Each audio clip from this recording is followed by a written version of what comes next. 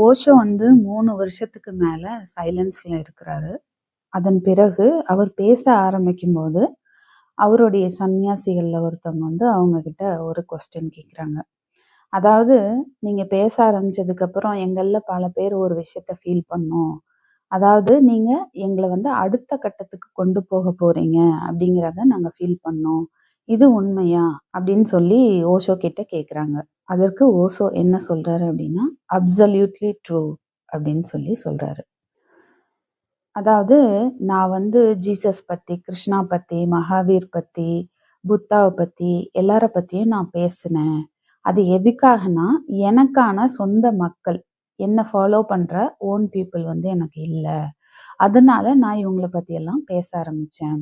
அப்போ ஜீசஸ பத்தி பேசும்போது, அ கிறிஸ்டியன்ஸ் பூரா ரொம்ப சந்தோஷமா என்கிட்ட வந்தாங்க. ஈவன் பிரீஸ்ட்டு, பிஷப்ஸ் கூட என்னோட சன்னியாசி ஆனாங்க. அப்படின்னு சொல்லிட்டு நான் அரபு தேசத்துல இருக்க ஞானிகள் பத்தி, அ சீனால இருந்தவங்கள பத்தி, கிரீஸ்ல கிரேக்க நாட்டுல இருந்தவங்கள பத்தி, திபெத்ல இருந்தவங்கள பத்தி, எல்லார பத்தியும் பேசியிருக்கேன். அது வந்து ஒரு பெரிய லிஸ்ட்டே சொல்றாரு. அது என்ன அப்படிங்கிறத நான் வந்து இப்ப உங்களுக்கு பார்த்து தான் படிக்க முடியும். ஆ லாவோ ட்சு, சுவாங் தசு, லீ தசு, போதிதர்மா, போகோஜு, சாக்ரட்டிஸ், பித்தகோரஸ், ஜரதுஷ்ட்ரா, கபீர், சங்கரா, தாது, மிலரேப்பா, மார்பா, நாகார்ஜுனா, வசுபந்து அப்படின்னு சொல்லிட்டு இந்த உலகம் பூரா ஹியூமன் கான்சியஸ்னஸ்க்கு ஒரு கான்ட்ரிபியூட் பண்ண எல்லார பத்தியும் நான் பேசினேன். அது எதுக்காகனா, அதான் முன்னாடி சொன்ன மாதிரி எனக்கான மக்கள் இல்ல. அதனால நான் இவங்கள பத்தியெல்லாம் பேசினேன். இது வந்து ஒரு டூல் தான். நான் வந்து என்னோட வலைய பெருசா வீசினேன். பகவத்கீதைய பத்தி பேசணும்னா ஹிந்துக்கள் எல்லாரும் வந்தாங்க.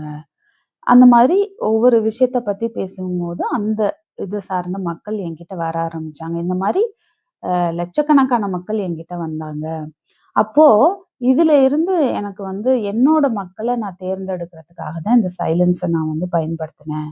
அப்போ வெறும் வார்த்தைகளோட மட்டுமே என் கூட கனெக்ட் ஆனவங்க என்ன பண்ணுவாங்கன்னா, நான் சைலன்ஸா இருக்கும்போது அவங்களால என்னோட சைலன்ஸ் கூட கனெக்ட் ஆக முடியாது. அவங்க எல்லாருமே தானாவே விலகி போக ஆரம்பிச்சுருவாங்க. ஆனா, அந்த வார்த்தைகளையும் தாண்டி என் கூட என்னோட ஆழத்துல இருக்கிற அந்த சைலன்ஸ் கூட கனெக்ட் ஆன மக்கள் மட்டும் தான், நான் சைலன்ஸா இருக்கும்போதும் என் கூட தங்கி இருந்தாங்க. தங்கி இருப்பாங்க. அதுக்காக தான் இந்த சைலன்ஸ நான் வந்து பயன்படுத்தினேன். அப்போ ரொம்ப விரல் விட்டு எண்ணக்கூடிய மக்கள் தான் என்ன விட்டு போனாங்க. கிட்டத்தட்ட 500,000 சன்னியாசின்ஸ் வந்து என் கூடவே இருக்க ஆரம்பிச்சாங்க. நான் ஜீசஸ பத்தி பேசும்போது, ஜீசஸ் சொன்னாருன்னு சொல்லி, நான் என்னோட என்னோட அனுபவத்த தான் அவருடைய வார்த்தைகள் மேல ஏத்தி பேசுறேன். அப்போ இவங்க எல்லாரும் நினைச்சுக்கிறாங்க, "ஓ! ஜீசஸ் சொன்னது நமக்கு தான் சரியா புரியல போல" அப்படின்னு சொல்லி உள்ள வர ஆரம்பிக்கிறாங்க. அதிலிருந்து என்னோட மக்கள நான் தேர்ந்தெடுத்துக்கிறேன் அப்படின்னு சொல்றாரு. அப்ப இதுலயும் 2,000,000 மக்கள் 2,000,000 அ மக்கள் வந்து வெளியில இருக்காங்க. அவங்க என்னோட புத்தகங்களையும் படிக்கிறாங்க, சர்ச்சுக்கும் போறாங்க. அவங்களால வந்து இன்னும் முழு தைரியத்தோட என்ன நெருங்கி வர முடியல அப்படின்னு சொல்றாரு. இப்போ எனக்கான மக்கள நான் கண்டுபிடிச்சுட்டேன். ஐ ஓப்பன் மை ஹார்ட் டோட்டலி அப்படின்னு சொல்லிட்டு இனிமே மறைக்கிறதுக்கு எதுவுமே இல்ல அப்படின்னு சொல்லி ஓஷோ சொல்றாரு. அப்போ இது வந்து பார்த்தீங்கன்னா, அம் அ ஒரு ஒவ்வொரு காலகட்டத்திலயும் அவருடைய பேச்சுகள் வந்து ரொம்பவே மாறும். 75 அந்த அதுக்கப்புறம் அது அந்த ஸ்டேஜ்ல வந்து பார்த்தீங்கன்னா, காலையில ஹிந்தியில பேசுவாரு. ஈவினிங் வந்து இங்கிலீஷ்ல பேசுவாரு. பகவத்கீதை பத்தி இந்த மாரி எல்லா உலகத்துல உள்ள அத்தனை ஞானிகளுடைய இத பத்தியும் அவர் பேசுவாரு.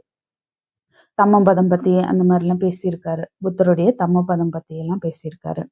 அப்போ 85க்கு அப்புறம் பார்த்தீங்கன்னா, டோட்டலா அவர் பேசின விஷயங்கள்லாம் ரொம்ப ரொம்ப ஆழமான விஷயங்கள்.